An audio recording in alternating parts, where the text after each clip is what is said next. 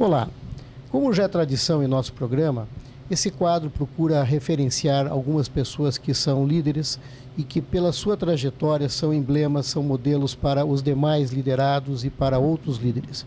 Hoje temos aqui um ícone paranaense, curitibano, brasileiro, que muito honra os curitibanos, os paranaenses, os brasileiros, que é o professor René Ariel Dott, um ícone que é um jurista de renome internacional e que também nos honra na condição de professor da Estação Business School. O professor René, que é uma figura notável, tem muito a nos contar na sua formação pessoal, na sua formação profissional.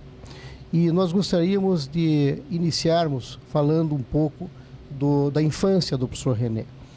Todos sabem que ele é uma pessoa bastante conhecida e imagina-se que uma pessoa que tem essa trajetória já nasceu em berço de ouro. Mas o professor René veio de uma casa humilde, o pai dele, o senhor Gabriel, era um pintor, sua mãe, dona Lica, uma costureira, mas a casa dele rodeada de muito amor, de muito afeto, muita ternura e num ambiente lúdico e onírico que certamente muito contribuiu na formação da pessoa humana, professor René Dott. Professor, pode falar um pouco dessa sua Eu que formação? agradeço muito essa oportunidade, professor Manuel, de poder prestar um depoimento singelo a respeito de o que eu sou, como eu fui. Na infância, por exemplo, eu tenho dito que eu nasci a 200 metros, onde o Papa João Paulo II rezou a missa, quando esteve aqui pela primeira vez no Brasil. Isto é, eu nasci onde é o Centro Cívico, numa comunidade de poloneses e italianos, que tinha, portanto, uma tradição muito grande, do ponto de vista de culturas que vinham, inclusive, importadas, porque muitos tinham vindo com os problemas da Segunda Grande Guerra para o Brasil. E alguns, inclusive, estiveram morando ali naquela região do Aú Baixo. Foi uma época muito frutuosa do ponto de vista da comunicação, com a convivência com o bairro do Aú Baixo. E naquela época nós não tínhamos a televisão e, consequentemente, a falta da televisão aproximava mais as pessoas.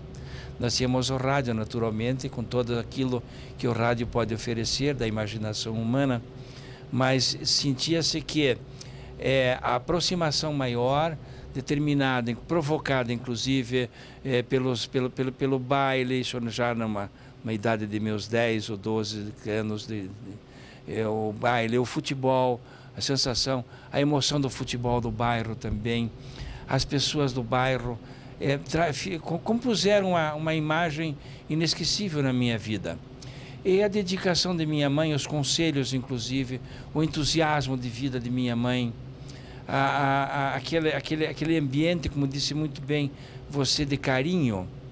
Nós éramos nossa família de 4 pessoas, meu pai, minha mãe, eu e minha irmã. Então vivíamos sempre, como disse muito bem, num ambiente afetuoso. Pobre, porém afetuoso. E posso lhe dizer que as minhas primeiras lembranças são muito ligadas, inclusive, ao grupo escolar. A minha tia era professora do grupo escolar, então havia uma conexão maior do ponto de vista familiar e das primeiras letras. Eu não esqueço que quando frequentei o grupo escolar Prieto Martinez, normalmente nós tínhamos aula com uma professora, era sempre a tradição, como é hoje ainda na escola primária, né? Mas veio um professor dar umas aulas para nós, e eu não sabia como chamá-lo de professor, então eu dizia dona. E ele ficou muito bravo e disse assim: eu não sou dona, eu sou professor. Aí que eu aprendi que quem dava aula para nós era professor.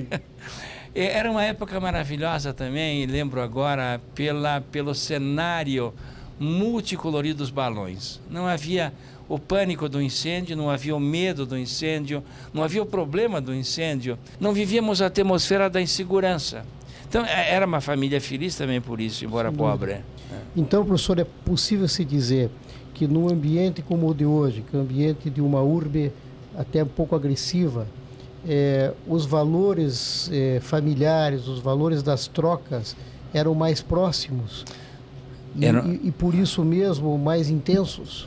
Eram mais próximos e também possibilitava o exercício da criança. O mundo da criança era um mundo, inclusive, muito mais natural do que o mundo artificial que se procura criar para a criança através da televisão.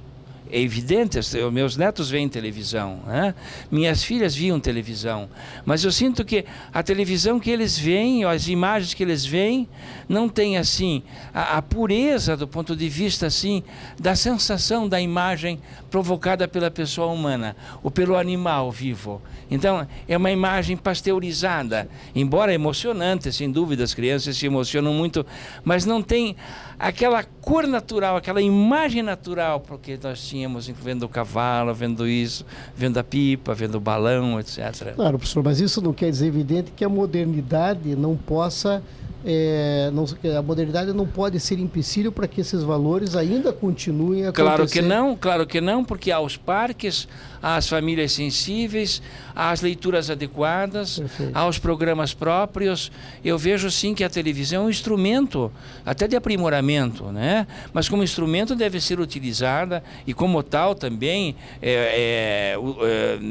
diminuído o seu uso ou não, né? Quer dizer, a tecnologia não impede que se leia a alma humana, como foi no seu caso, claro, né, que foi muito forte na sua formação da infância. E fica evidenciado pela trajetória do professor René como foi forte, como foi básico essa convivência familiar, essa convivência com os irmãos, com os amigos, no sentido de bairro, no sentido dos amigos de vizinhança, no sentido de soltar o balão, né, de jogar futebol, e que isso ainda tem mecanismos de serem resgatados, esse tipo de troca, né, professor? Claro, o gibi, por exemplo, a leitura do gibi de quadrinhos, a história de quadrinhos, que ainda existem. Claro, eu sou um otimista por natureza e por formação, de modo que eu vejo no mundo moderno também espaços, nichos importantes onde se possa desenvolver a sensibilidade humana, não é? E inclusive orientar muito bem as pessoas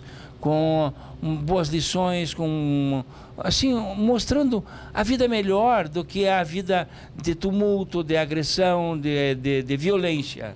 Perfeitamente. Professor, ainda nessa parte da sua infância, quais os estímulos diretos que o senhor entende que foram vitais para o seu desenvolvimento pessoal? O seu pai, a sua mãe, que tipo de competência eles estimularam? Em primeiro lugar, o exemplo, meu pai era um artista, ele era pintor de casas, mas ele fazia um tipo de pintura, de decoração das pinturas para determinadas famílias que havia ali no Juvevé, no Alto da Glória, Fontana, Veiga, Leão, que era o que nós chamávamos de barra. É uma pintura artística. E eu ficava com meu pai olhando aquilo, era produção de flores, de imagens, que anos mais tarde aquilo desapareceu com a pintura lisa. Então era uma pintura artesanal, artística, e eu ficava ali olhando, maravilhado, quando ele ia pintar, mas ele fazia as formas, chamadas formas. Ele preparava, digamos, o material para aplicar depois. E algumas vezes eu acompanhava também. Isso me seduziu muito. E penso que aí está a gênese da minha profunda admiração pela pintura. Pelos museus, inclusive, um toque de arte também. Por outro lado, o estímulo do trabalho de minha mãe, o trabalho fora de hora, o trabalho para obter um mínimo de compensação financeira, e eu acompanhava, inclusive, essa preocupação, e às vezes ela dizia, pois é, às vezes em algumas que me pedem para eu fazer o vestido, mas as outras que me pedem para fazer o corte e o molde, aí não me pagam muito. Nós vamos fazer um break e em seguida voltamos na trajetória do professor René, falando um pouco mais da sua formação.